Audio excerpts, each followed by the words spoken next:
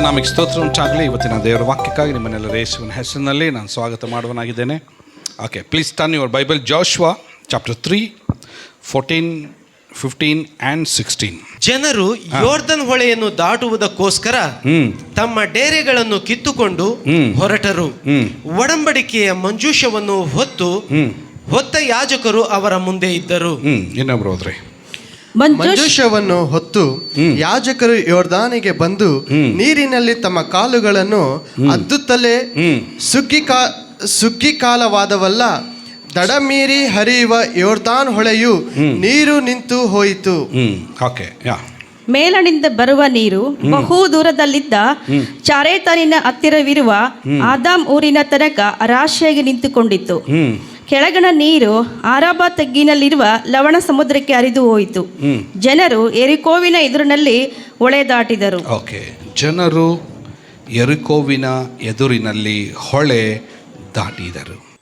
ಯಾವ ಇಸ್ರಾಯೇಲ್ ಜನರು 430 ವರ್ಷ ಐಗುಪ್ತ ದೇಶದಲ್ಲಿ ಬಂಧನದಲ್ಲಿ ದಾಸತ್ವದಲ್ಲಿದ್ದರೂ ದೇವರ ಜನರನ್ನು ಮೋಶೆ ಮೂಲಕವಾಗಿ ಬಿಡಿಸಿ ತನ್ನ ಮಹತ್ ಕಾರ್ಯಗಳಿಂದ ಆ 10 ಉಪದ್ರವಗಳಿಂದ ಐಗುಪ್ತ ದೇಶದವರನ್ನು ಬಾಧಿಸಿ ತನ್ನ ಜನರಿಗೋಸ್ಕರ ದೇವರ ಮಹತ್ ಕಾರ್ಯವನ್ನು ಮಾಡಿ ಅವರನ್ನು ಕೆಂಪು ಸಮುದ್ರದ ಬಳಿಗೆ ಅವರನ್ನು ನಡೆಸಿ, ಆ ಕೆಂಪು ಸಮುದ್ರವೂ ಸಹ ವಿಭಾಗವಾಗಿ ಜನರು ಒಣ ನೆಲದ ಮೇಲೆ ದಾಟಿ ಅಲ್ಲಿಂದ ಮಹರಾ ಎಂಬತಕ್ಕಂಥ ಸ್ಥಳದಿಂದ ಪ್ರಾರಂಭಿಸಿದಂಥ ಆ ಒಂದು ಜರ್ನಿ, ಆ ಒಂದು ಪ್ರಯಾಣ ದೇವರವರನ್ನು ಆಶೀರ್ವದಿಸಿ ಮಹತ್ ಕಾರ್ಯಗಳನ್ನು ಮಾಡುತ್ತಾ ಅವ್ರಿಗೆ ನೀರನ್ನು ಕೊಡುತ್ತಾ ಪರಲೋಕದ ಮನ್ನವನ್ನು ಕೊಡುತ್ತಾ ಅವರನ್ನು ಸಾಕಿ ಅಲ್ಲಿದ್ದಂಥ ಅಮಾಲೇಕ್ಯರನ್ನು ಅವರನ್ನು ಹೊಡೆದುಳಿಸಿ ದೇವರವರನ್ನು ಸೀನಾ ಬೆಟ್ಟಕ್ಕೆ ನಡೆಸಿ ಮೋಶೆಯನ್ನು ಮೇಲಕ್ಕೆ ಕರೆದು 40 ದಿನಗಳ ತನಕ ಮೋಶೆ ಉಪವಾಸವಿದ್ದು ದೇವರ ಆಜ್ಞೆಗಳನ್ನು ಹೊಂದಿದವನಾಗಿ ಬಂದು ಜನರಿಗೆ ಆಜ್ಞೆಗಳನ್ನು ಬೋಧಿಸುತ್ತಾ ಅದರ ಮಧ್ಯದಲ್ಲಿ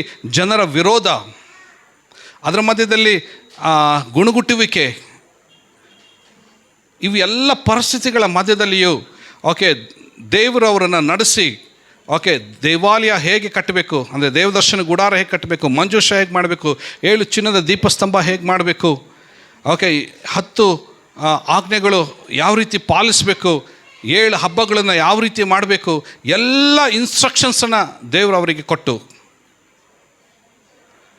ಎಲ್ಲ ಇನ್ಸ್ಟ್ರಕ್ಷನ್ನ ದೇವರು ಅವ್ರಿಗೆ ಕೊಟ್ಟು ಹಿಂದಿನ ಯಾಕೆ ಗಲಾಟೆ ಮಾಡ್ತಾ ಇದ್ದೀರಲ್ಲಿ? Please listen. ಇಲ್ಲಾಂದರೆ ಬೆಟ್ರ್ ಬಂದು ಇಲ್ಲಿ ಕೂತ್ಕೊಳ್ರಿ ಒಳಗೆ. ಸೊ ಅದ್ರ ಮಧ್ಯದಲ್ಲಿ ಕೂಡ ಇಷ್ಟೆಲ್ಲ ಕಾರ್ಯಗಳು ಮಾಡ್ತಾಯಿದ್ರು. ಅದ್ರ ಮಧ್ಯದಲ್ಲಿ ಕೂಡ ದೇವರು ನಂಬಿಗಸ್ತನಾಗಿದೆ ಪ್ರೇರೆ. ಮನುಷ್ಯರು ಅಪನಂಬಿಗಸ್ತರಾದಾಗ್ಯೂ ದೇವರು ನಂಬಿಗಸ್ತನಾಗಿ ಅವರನ್ನು ನಡೆಸಿದರು.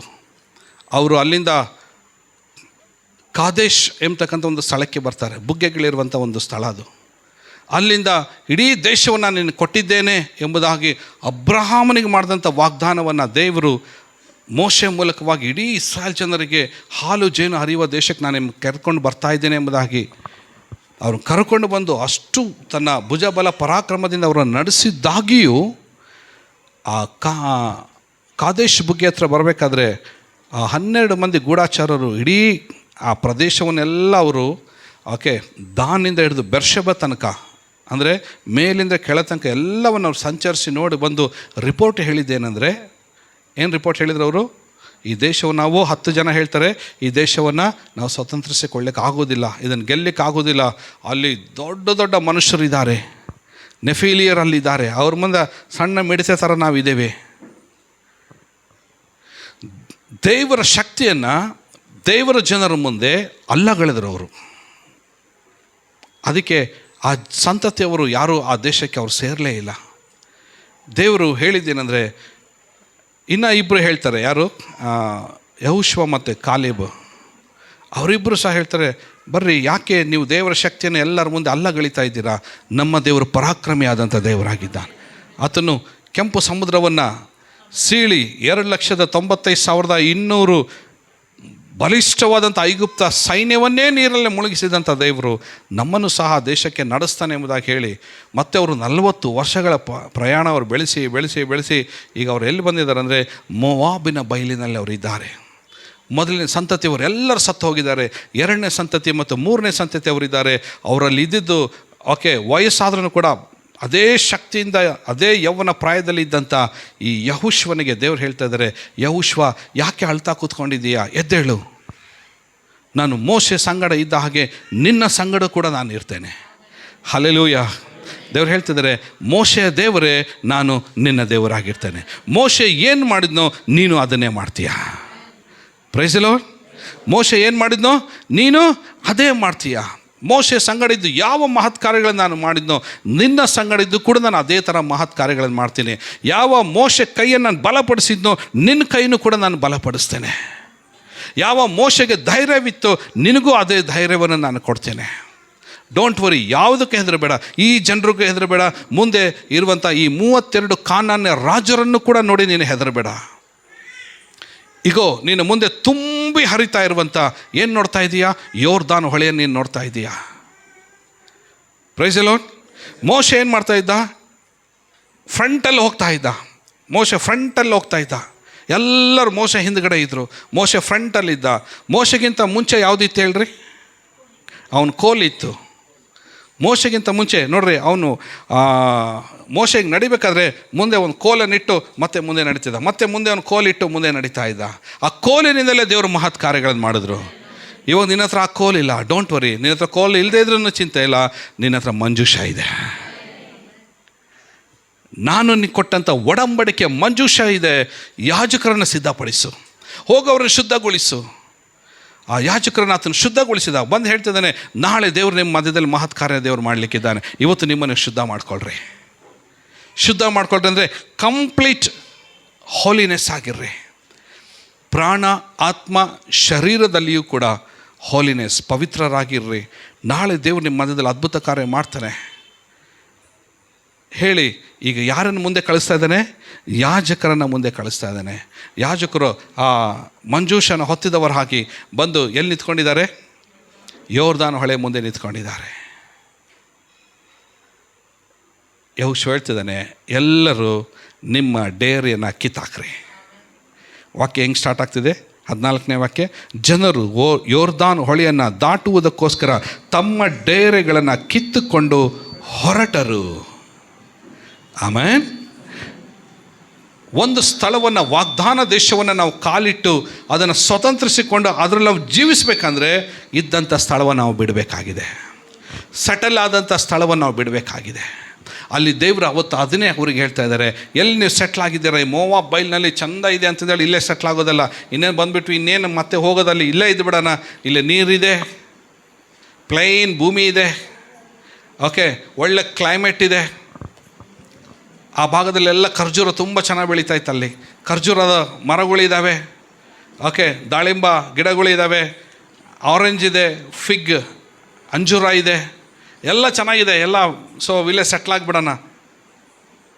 ಅದಲ್ಲ ಅವ್ರದ್ದು. ಅವ್ರು ಇನ್ನೂ ಒಂದು ಮಾಡಬೇಕಾಗಿದೆ. ಅಬ್ರಹಾಮನಿಗೆ ಮಾಡಿದಂಥ ವಾಗ್ದಾನವನ್ನು ಅವರು ನೆರವೇರಿಸಬೇಕಾಗಿದೆ. ದೇವರು ನೆರವೇರಿಸಬೇಕಾಗಿದೆ, ಜನರು ನೆರವೇರಿಸಬೇಕಾಗಿದೆ. ಅದಕ್ಕೋಸ್ಕರ ಅವ್ರೇನು ಮಾಡಬೇಕಾಗಿದೆ, ತಮ್ಮ ಡೇರೆಗಳನ್ನು ಕಿತ್ತುಕೊಂಡು ಹೋಗಬೇಕಾಗಿದೆ. ಹಲ್ಲೆಲೂಯಾ. ಈಗ ದೇವರು, ಪ್ರತಾಪವುಳ್ಳ ದೇವರು ಮಂಜೂಷದೊಡನೆ ಎದ್ದು ಆತನು ಹೊರಡ್ತಾ ಇದ್ದಾನೆ. ಆತನೇ ಎದ್ದು ಹೊರಡಬೇಕಾದ್ರೆ ನಮ್ಮ ಡೇರೆಯನ್ನು ಕಿತ್ಕೊಂಡು ಹೋಗಿ ಆ ದೇಶಕ್ಕೆ ನಾವು ಸೇರ್ಕೊಳ್ಳೋಣ. ಎಲ್ಲವನ್ನ ಪ್ಯಾಕ್ ಮಾಡಿರಿ. ದೇವ್ರಿಗೆ ಸ್ತೋತ್ರ ರೀ. ಯಾರು ಗುಣಗುಟ್ಲಿಲ್ಲ ಅಲ್ಲಿ, ಯಾರು ಗುಣಗುಟ್ಲಿಲ್ಲ ಅವರು. ಒಂದು ವೇಳೆ ಗುಣಗುಟ್ಟಿದ್ದೇ ಆಗಿದ್ದರೆ ಅವ್ರು ಅಲ್ಲೇ ಇರ್ತಾಯಿದ್ರು ಅವರು. ಅಥವಾ ದೇವರ ಶಾಪಕ್ಕೆ, ದೇವರ ಕಾರ್ಯಕ್ಕೆ ಗುರಿಯಾಗಿ ಮರಣ ಬರ್ತಾ ಇತ್ತೇನೋ ಅವರಿಗೆ ಗೊತ್ತಿಲ್ಲ. ಆದರೆ ಅವರು ಗುಣಗುಟ್ಟದೆ ತಮ್ಮ ಡೇರೆಯನ್ನು ಕಿತ್ತುಕೊಂಡು ಅವರು ಹೊರಟರು. ಈಗ ಅವ್ರು ಏನು ಮಾಡಿದ್ರು, ಮುಂದಿನ ವಾಕ್ಯ, ಇಂಪಾರ್ಟೆಂಟ್ ವಾಕ್ಯ ಯಾವುದಂದರೆ 15ನೇ ವಾಕ್ಯ ಹೇಳ್ತಿದೆ, ಮಂಜೂಷವನ್ನು ಹೊತ್ತ ಯಾಜಕರು ಯೋರ್ದಾನಿಗೆ ಬಂದು ನೀರಿನಲ್ಲಿ ತಮ್ಮ ಕಾಲುಗಳನ್ನು ಅದ್ದುತ್ತಲೇ ಸುಗ್ಗಿ ಕಾಲದಲ್ಲೆಲ್ಲ ದಡಮೀರಿ ಹರಿಯುವ ಯೋರ್ದಾನ್ ಹೊಳೆಯು ನೀರು ನಿಂತು ಹೋಯಿತು. ಅವರು ಅಲ್ಲೇ ಬಂದು ನಿಂತ್ಕೊಂಡು, ಮಂಜೂಷ ಇದೆ, ಹಲೋ ಎಲ್ಲರೂ ಕೇಳಿಸ್ಕೊಡ್ರಿ, ನಾನು ಹೇಳ್ದಂಗೆ ಮಂಜೂಷ ಇದೆ, ಯೆಹೋಶುವ ಇದ್ದಾನೆ, ಯಾಜಕರಿದ್ದಾರೆ, ನಂಬಿಕೆ ಇದೆ, ಧೈರ್ಯ ಇದೆ, ನಿರೀಕ್ಷೆ ಇದೆ, ದೇವರು ಇದ್ದಾನೆ ಅಂತ ಹೇಳಿ ಅಲ್ಲೇ ಇದ್ದಿದ್ರೆ ನದಿಯ ನೀರು ವಿಭಾಗ ಆಗ್ತಾ ಇತ್ತಾ? ನದಿ ನಿಂತ್ಕೊಳ್ತಾ ಇತ್ತಾ, ತುಂಬಿ ಹರಿಯೋ ನೀರು. ಅವ್ರು ಏನು ಮಾಡಿದ್ರು ಹೇಳ್ರಿ? ಅವರು ಏನು ಮಾಡಿದ್ರು? ಅವರು ತಮ್ಮ ಕಾಲನ್ನು ನೀರೊಳಗಡೆ ಇಟ್ಟರು. ಅವರು ಒನ್ ಸ್ಟೆಪ್ ಫಾರ್ವರ್ಡ್, ಹಲ್ಲೆಲೂಯಾ ಅಂತಂದೇಳಿ ಕಾಲಿಟ್ರು. ಅವರು ಒಂದು ಹೆಜ್ಜೆ. ಇನ್ನೊಂದು ಸರಿ ಕೂಗಿರ್ಬೋದು ಅವರು, ಮೋಶೆಯ ದೇವರಿಗೆ ಸ್ತೋತ್ರ ಅಂತಂದೇಳಿ ಇನ್ನೊಂದು ಕಾಲಿಟ್ಟಿದ್ದಾರೆ. ಪ್ರತಾಪವುಳ್ಳ ದೇವರೇ ಯೆಹೋವನಿಗೆ ಸ್ತೋತ್ರ ಅಂತ ಇಟ್ಟಿದ್ದಾರೆ. ಐಗುಪ್ತ ದೇಶದಲ್ಲಿ ಮಹಾಪರಾಕ್ರಮಿಯಾದಂಥ ದೇವರಿಗೆ ಸ್ತೋತ್ರ ಎಂಬುದಾಗಿ ಇನ್ನೊಂದು ಹೆಜ್ಜೆ ಇಟ್ಟಿದ್ದಾರೆ. 7 ಹೆಜ್ಜೆಗಳನ್ನು ಅವರು ದಾಟಿ ಬಂದಿದ್ದಾರೆ. ಆಮೇನ್. 7ನೇ ಹೆಜ್ಜೆಗೆ ಬರಬೇಕಾದ್ರೆ ಭೂಮಿ, ಆಕಾಶ, ಗಗನ, ಮಂಡ ಎಲ್ಲವೂ ಯೆಹೋವನದೇ, ಈ ನೀರು ಯೆಹೋವನದೇ ಎಂಬುದಾಗಿ ಹೇಳಿ 7ನೇ ಹೆಜ್ಜೆ ಕಾಲಿಡ್ತಿದ್ದಂಗೆ ತಾನೇ ದಾಡ್ ಅಂತಂದೇಳಿ 2 ಪೀಸ್ ಆಗೋಗ್ಬಿಡ್ತದು. ಆಮೇನ್. ಸೇ ಹಲ್ಲೆಲೂಯಾ. ವಾಕ್ಯ ಹೇಳ್ತಿದೆ, ದಡ ಮೀರಿ ಹರಿತಿದ್ದಂಥ ನೀರು ನಿಂತು ಹೋಯಿತು ಎಂಬುದಾಗಿದೆ ವಾಕ್ಯ ಹೇಳ್ತಿದೆ. ಅದು ಎಲ್ಲಿಂದ ಎಲ್ಲಿ ತನಕ ನಿಂತು ಹೋಯಿತು ಅಂತ ಕೂಡ ಹೇಳ್ತಿದೆ. ಮೇಲ್ಗಡೆ ಇರೋ ನೀರು ಅದು ಎಲ್ಲಿ ತನಕ ಚಾರೇತಾನಿನ ತನಕನೂ ಕೂಡ ಸ್ಟಾಪ್ ಆಗೋಗ್ಬಿಡ್ತದು. ಬಹು ದೂರದಲ್ಲಿ ಇದ್ದಂಥ ಚಾರೇತಾನಿನ ಹತ್ತಿರ ಆದಾಮ್ ಎಂಬ ಊರಿನ ತನಕ ರಾಶಿಯಾಗಿ ಅಲ್ಲಿ ನಿಂತ್ಕೊಂತು. ಕೆಳಗಡೆ ನೀರು ಹರಿದು ಸೀದಾ ಹೋಗಿ ಡೆಡ್ ಸಿ ಅಂದರೆ ಮೃತ ಸಮುದ್ರ ಅಥವಾ ಲವಣ ಸಮುದ್ರಕ್ಕೆ ಹೋಗಿ ಅದು ಸೇರ್ಕೊಂಡ್ಬಿಡ್ತು. ಪೂರ್ತಿ ಪ್ಲೈನ್ ಲ್ಯಾಂಡ್, ಒಣ ನೆಲ. ಆಮೇನ್. ಆ ಒಣ ನೆಲದಲ್ಲಿ ಅವ್ರು ಏನು ಮಾಡಬೇಕಾಗಿತ್ತು? ಅವರು ನಡೆದುಕೊಂಡು ಬರಬೇಕಾಗಿತ್ತು. ನಡೆದು ಬಂದ್ರಿ. ಎಷ್ಟು ಜನರು ಈ ಮುಂಜಾನೆ ವೇಳೆಯಲ್ಲಿ ದೇವರ ಪ್ರಸನ್ನತೆಯಲ್ಲಿ ನೀವು ನೆನೆಸ್ತೀರಾ, ನನ್ನ ಮುಂದೆ ಇದ್ದ ಯೋರ್ದಾನ್ 2 ಭಾಗ ಆಗಬೇಕೆಂಬುದಾಗಿ ನೆನೆಸ್ತೀರಾ? ನೆನೆಸಿದರೆ ಓಕೆ. ನಮ್ಮ ಪ್ರಾಬ್ಲಮ್ ಏನು ಗೊತ್ತಾ? ನನ್ನನ್ನು ಮೊದಲು ನಮ್ಮದೆಲ್ಲರದ್ದು ಪ್ರಾಬ್ಲಮ್ ಏನಂದರೆ, ನಾವು ಎಲ್ಲಿ ನಿಂತಿರ್ತೇವೋ ಅಲ್ಲೇ ನನ್ನ ಮುಂದೆ ಇರೋದು ಆಟೋಮೆಟಿಕ್ಲಿ ಅದೇ ನೀರು ಏನಾಗಬೇಕು? ಹರಿದೋಗ್ಬೇಕು. ನಾನು ಕಾಲಿಡಲ್ಲ, ಅದೇ ಅದ್ಭುತ ಆಗಬೇಕು. ಇದು ನಮ್ಮ ಪ್ರಾಬ್ಲಮ್ ರೀ. ಇದು ನಮ್ಮ ಮೈಂಡ್ ಸೆಟ್. ಇದು ಈ ಮುಂಜಾನೆ ವೇಳೆಯಲ್ಲಿ ದೇವ್ರು ಮಾತನಾಡ್ತಾ ಇದ್ದಾನೆ. ಈ ಮೈಂಡ್ ಸೆಟ್ಟಿಂದ ಹೊರಗಡೆ ಬರೋಣ. ನಂಬಿಕೆಯಿಂದ ಹೆಜ್ಜೆ ಇಡ್ರಿ. ಆಮೆನ್. ನಂಬಿಕೆಯಿಂದ ಹೆಜ್ಜೆ ಇಡೋಣ. ಮಹತ್ ಕಾರ್ಯ ನಮ್ಮ ಮುಂದೆ ನಡೀತದೆ. ಅದ್ಭುತ ಕಾರ್ಯ ನಮ್ಮ ಮುಂದೆ ನಡೀತದೆ.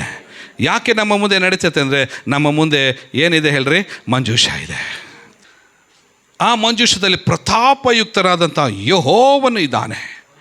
ಯೆಹೋವನು ಮಹಾಪರಾಕ್ರಮಿಯಾದಂಥ ದೇವರ ಮಹತ್ ಕಾರ್ಯಗಳನ್ನು ನಡೆಸಲಿಕ್ಕೆ ಆತನೇ ನಮ್ಮ ಮುಂದೆ ಇದ್ದಾನೆ. ಹೆಂಗಿದೆ ನೋಡ್ರಿ. ಜಸ್ಟ್ ಇಮ್ಯಾಜಿನೇಷನ್ ಥಿಂಕ್ ಮಾಡಿರಿ ನೋಡೋಣ. ಒಂದು ವೇಳೆ ಓಕೆ ದೇವ್ರು ಇಲ್ಲಿದ್ದಾನೆ, ಎಲ್ಲ ಜನರು ನಮ್ಮ ಹಿಂದ್ಗಡೆ ಇದ್ದಾರೆ. ಓಕೆ, ದೇವ್ರು ಹೇಳ್ತಿದ್ದಾನೆ, ಓಕೆ ಬರ್ರಿ ಎಲ್ಲರೂ ನನ್ನಿಂದ, ನಾನು ಈ ದೇಶವನ್ನು ನಿನಗೆ ಕೊಡ್ತಾ ಇದ್ದೇನೆ. ಈ ದೇಶದ ಮೇಲೆ ನೀವು ಸದಾಕಾಲ ಸ್ವತಂತ್ರಿಸಿಕೊಂಡು ಜೀವಿಸ್ತಿದ್ದಾಗ ದೇವ್ರು ಹಾಗೆ ಮುಂದೆ ಹೋಗ್ತಾ ಇದ್ದಾನೆ ಅಂತ ಇಟ್ಕೊಡ್ರಿ. ತಿರುಗಿ ನೋಡಿದ್ರೆ ಎಲ್ಲರೂ ಅಲ್ಲೇ ನಿಂತಾರೆ. ಅವ್ರು ಓಸರು ಹೇಳ್ರಿ ನೋಡೋಣ, ದೇವ್ರಿಗೆ ಏನು ಅನಿಸ್ತೈತಿ ಇವಾಗ? ದೇವ್ರು ಏನು ಹೇಳ್ತಾನೆ? ಅರೆ ಯಾಕಲ್ಲಿ ನಿಂತ್ಕೊಂಡ್ರಿ? ಕಮ್ ಬರ್ರಿ. ದೇವ್ರು ಎಷ್ಟು ನೀನೇನಪ್ಪ ದೇವ್ರು ಹೋಗ್ಬಿಟ್ಟು ನೀನು, ನಾವೆಲ್ಲ ಯಾರು? ಮನುಷ್ಯರು ನಾವು. ಓಕೆ, ನಾವು ಹೆಂಗೆ ನಡ್ಕೊಂಬಾರ್ದು ಇದರಲ್ಲಿ? ಮುಳುಗೋಗ್ಬಿಟ್ರೆ? ಈ ಜನರು ಕೆಂಪು ಸಮುದ್ರ ವಿಭಾಗ ಆಗಿದ್ದನ್ನು ಅವ್ರು ನೋಡಿಲ್ಲ, ಆದರೆ ಕೇಳಿಸ್ಕೊಂಡಿದ್ರು. ಯಾಕಂದರೆ ಅವ್ರ ತಂದೆಯವರು ದಾಟಿ ಬಂದಿದ್ದರು, ಅವ್ರ ಅಜ್ಜಂದರು ದಾಟಿ ಬಂದಿದ್ದರು. ಈಗ ಅವರು ಯೆಹೋಶುವ ಹೇಳಿದ್ದಾನೆ, ನೀವು ಯಾರು ಹೆದರಬೇಡ್ರಿ. ನಿಮ್ಮಪ್ಪ, ನಿಮ್ಮ ಅಜ್ಜ ಅವರೆಲ್ಲರೂ ಆ ಕೆಂಪು ಸಮುದ್ರವನ್ನು ದಾಟಿ ಬಂದಿದ್ದಕ್ಕೆ ನೀವು ಹುಟ್ಟಿದ್ದೀರಿ. ಅಲ್ಲಿ ಬಂದಿರೋದಕ್ಕೆ ನೀವೇ ಸಾಕ್ಷಿ ಇದ್ದೀರಿ. ಈಗ ನೀವು ಈ ಯೋರ್ದಾನ್ ಹೊಳೆನ ನೋಡಿ ಯಾವ ಕಾರಣಕ್ಕೂ ಹೆದರೋ ಅವಶ್ಯಕತೆ ಇಲ್ಲ. ಸುಮ್ಮನೆ ನಿಮ್ಮ ಮುಂದ್ಗಡೆ ಮಂಜೂಷ ಇದೆ. ಸತ್ರ ಫಸ್ಟ್ ಯಾವ್ದು ಸಾಯ್ತಿದೆ? ಯಾಜಕರು ಸಾಯ್ತಾರೆ, ಮಂಜೂಷ ಸಾಯ್ತೈತಿ.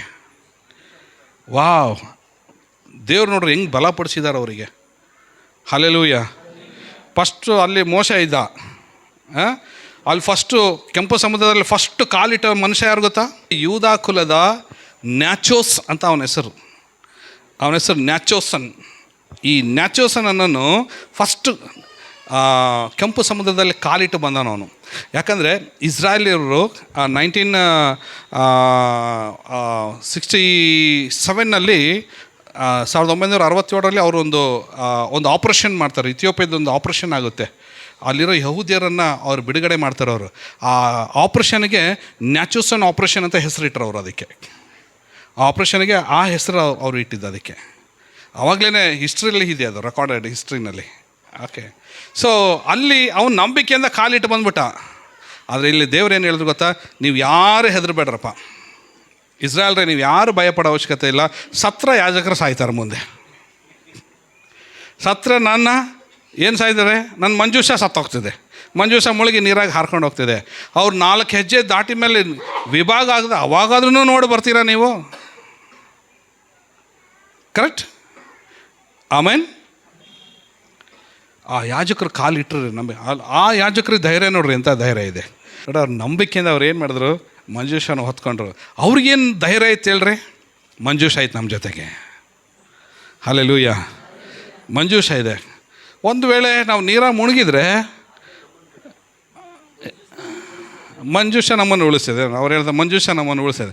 ಯಾಕೆ ಉಳಿಸ್ತೈತೆ ಹೇಳ್ರಿ? ಅದು ಕಟ್ಕಿದ್ದದು, ಅದು ಜಾಲಿ ಮರದಿಂದ ಮಾಡಿದ್ದು. ಕಟ್ಟಿಗೆ ನೀರಲ್ಲಿ ಮುಳುಗಲ್ಲ, ಅದು ಒಣ ಕಟ್ಟಿಗೆ ಇಷ್ಟು ದೊಡ್ಡ ಬೇರೆ ಐತೆ. ಅದು ಹಿಡ್ಕೊಂಡು ಜೋತಾಡ್ಬಿಡೋಣ ಅಂತಂದು ಹೇಳಿ ಅದು ಹಿಡ್ಕೊಂಡು ಜೋತಾಡ್ಕಂತ ಅವ್ರಿಗೆ ಆ ಧೈರ್ಯ ಇದೆ ಅಲ್ವಾ? ಜಸ್ಟ್ ನೋಡಿ, ನಾವೆಲ್ಲ ಇಷ್ಟೆಲ್ಲ ನಗ್ತಾ ಇದ್ದೇವಲ್ಲ, ದೇವ್ರದ್ದು ಅವತ್ತು ಪರಿಸ್ಥಿತಿ ಏನಾಗಿದ್ದಿರ್ಬೋದು. ಇವ್ರನ್ನೆಲ್ಲರೂ ನೋಡು, ಆ ಮಂಜೂಷನ ಹೊತ್ತಂಥ ಯಾಜಕರನ್ನ, ಇವ್ರನ್ನ, ಅವ್ರ ಹೆಂಡ್ತಿಯರನ್ನ, ಮಕ್ಕಳನ್ನ ಎಲ್ಲರನ್ನ ನೋಡ್ಬೇಕು. ದೇವ್ರ ಪರಿಸ್ಥಿತಿ ಹೆಂಗಿದ್ದಿರ್ಬೋದು ರೀ ಅವತ್ತು. ಹಲ್ಲೆಲೂಯಾ. ಲಿಟ್ರಲಿ ನಾನೊಂದು ಮಾತು ಹೇಳ್ತೀನಿ, ಎಲ್ಲರೂ ಕೇಳಿಸ್ಕೊಡ್ರಿ. ಎಲ್ಲರೂ ದೇವ್ರಿಗೆ ಹೆದರಿದ್ನೇನಪ್ಪ ಅಲ್ಲಿ. ಯಾಕಂದ್ರೆ ಅಂಥ ಮೊಂಡು ಜನರು ಇವರು, ಸಾಮಾನ್ಯವಾದಂಥ ಜನರಲ್ಲ, ಅಂಥ ಮೊಂಡು ಜನರು ದೇವರಲ್ಲಿ ಲಿಟ್ರಲಿ ಹೆದರಿದ. ಅದು ದೇವ್ರಿಗೆ ಸ್ತೋತ್ರ. ಅವತ್ತು ಏನಾಯ್ತಂದರೆ ಅವರೆಲ್ಲರೂ 7 ಹೆಜ್ಜೆ ದಂದ್ ನಡ್ಕೊಂಡೋಗಿ ಇಟ್ಬಿಟ್ರು ಕಾಲವರು. ಆಮೇನ್. ಆ ಬರೋ ಫೋರ್ಸಿಗೆ ಈ ಯೋರ್ದಾನ್ ಹೊಳೆನೇ ಹೆದರ್ಬಿಡ್ತಿದ್ದು. ಆಮೇನ್. ಅದೇ ಭಯಪಟ್ಟು ತಾನೇ ಸೀಳಿ 2 ಭಾಗವಾಗಿ ಆಕೆ ಅದಾಮೂರು ತನಕ ಅದು ನಿಂತ್ಕೊಳ್ತು. ಈ ಕಡೆ ನೀರೆಲ್ಲ ಸೀದಾ ಹೋಗಿ ಲವಣ ಸಮುದ್ರದಲ್ಲಿ ಸೇರ್ಕೊಳ್ತು. ಒಣ ನೆಲ ಆಗಿ ಹಂಗೆ ಆ ಭೂಮಿನೂ ಕೂಡ ಹಾಗೆ ಫುಲ್ಲು ಏನಾಯಿತು, ಡ್ರೈ ಲ್ಯಾಂಡ್ ಆಗಿ, ಪೂರ್ತಿ ಸರ್ಫೇಸ್ ಲ್ಯಾಂಡ್ ಆಗಿ ಅವ್ರು ನಡಲಿಕ್ಕೆ ದಾರಿ ಮಾಡಿಕೊಡ್ತು. ಆಮೇನ್. ಇನ್ನು ದೇವ್ರಿಗೆ ಈಗ ದೇವ್ರಿಗೆ ಧೈರ್ಯ ಬಂತು, ಯೆಹೋಶುವನಿಗೆ ಧೈರ್ಯ ಬಂತು, ಕಾಲೇಬನಿಗೆ ಧೈರ್ಯ ಬಂತು. ಓಕೆ, ಸದ್ಯ ಈ ಜನರೆಲ್ಲರೂ ನಂಬಿಕೆಯಿಂದ ಕಾಲು ನೀರಿನಲ್ಲಿ ಇವರು ಅಂದರೆ ಒಣ ನೆಲದಲ್ಲಿ ಇವರು ನಡೆದು ಹೋಗ್ತಾ ಇದ್ರಲ್ಲ, ಇನ್ನು ಯಾವ ಸಂದೇಹ ಇಲ್ಲ. ಆ 32 ಕಾನಾನ್ ರಾಜ್ಯರನ್ನು ಹೊಡೆದು ಅಬ್ರಹಾಮನ ವಾಗ್ದಾನ ನಾವು ನೆರವೇರಿಸ್ತಾ ಇದ್ದೇವೆ. ಆಮೇನ್. ದೇವರು ಈಗ ಧೈರ್ಯಗೊಂಡರು ನೋಡ್ರಿ. ಅದಕ್ಕೆ ಅವ್ರ ಮುಂದೆ ಹೋಗಿ ಇನ್ನೊಂದಿತ್ತು, ಎಷ್ಟು ದಾಟಿ ಬಂದಿದ್ದ ತಕ್ಷಣ ಎಲ್ಲಿಗೆ ಬಂದು ಹೇಳ್ಕೊಂಡ್ರು ಅವರು? ಯೆರಿಕೋ ಹೋಗಿ ಬಂದು ಇಳ್ಕೊಂಡ್ರು. ಜೆರಿಕೋ ಪಟ್ಟಣದ ಮುಂದೆ ಬಂದು ನಿಂತ್ಕೊಳ್ತಾ ಇದ್ದಾರೆ. ಆಮೇನ್. ಹಲ್ಲೆಲೂಯಾ. ಇನ್ನು ಯೋರ್ದಾನ್ ಹೊಳೆನೇ ದಾಟಿದಂಥ ಧೈರ್ಯ ಅವರಿಗೆ ಎಲ್ಲಿಗೆ ನಡೆಸ್ತವ್ರಿಗೆ? ಯೆರಿಕೋ ಕೋಟೆಯನ್ನು ಬೀಳಿಸ್ಲಿಕ್ಕೆ ನಡೆಸ್ತವ್ರಿಗೆ. ಆಮೇನ್.